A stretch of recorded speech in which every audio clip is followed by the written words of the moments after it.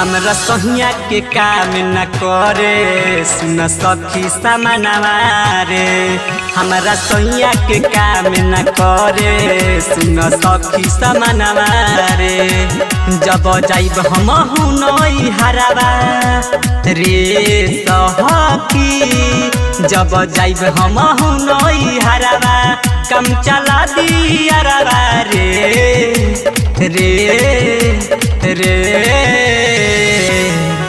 हमारा बलमू के काम न करे सुन सखी समानवा रे। हमारा सैया के काम न करे सुन सखी समानवा रे।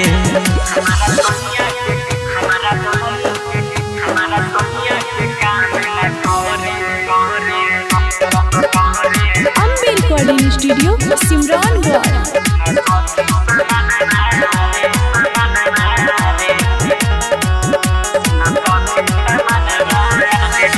सैया हमारा दूबर पातर हम तनका मोट हो, मारे नाही से जिया पर सैया कब चोट हो रे सखी।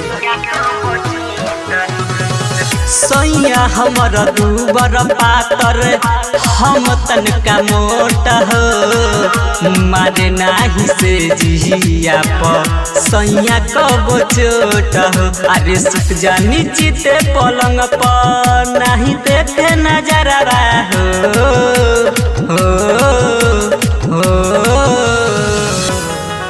हमारा बलमू के काम न करे सुन सखी समानवा हो। हमारा बलमू के काम न करे सुन सखी समानवा हो।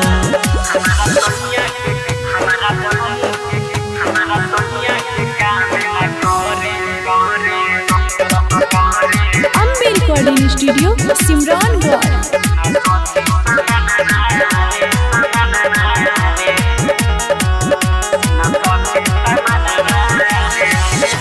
दीपक दीवाना सैया बड़े बड़का मऊ, नसरो दिन देवरवा हमर देखावता रे।